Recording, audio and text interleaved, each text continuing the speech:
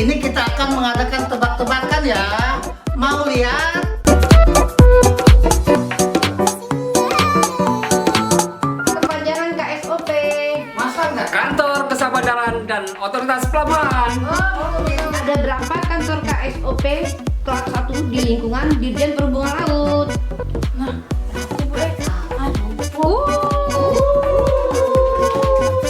Ya, berikutnya ada berapa?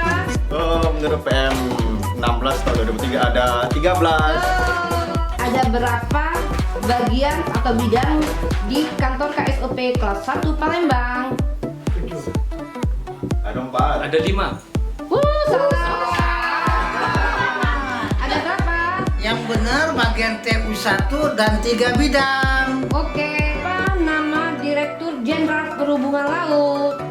Kapten Antoni. Kapten Antoni Prianti.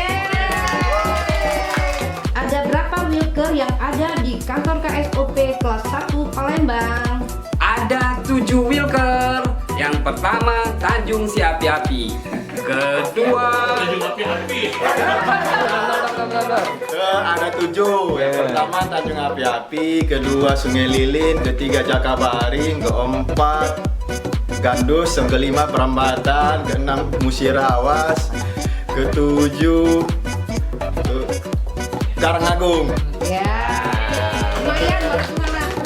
Ini.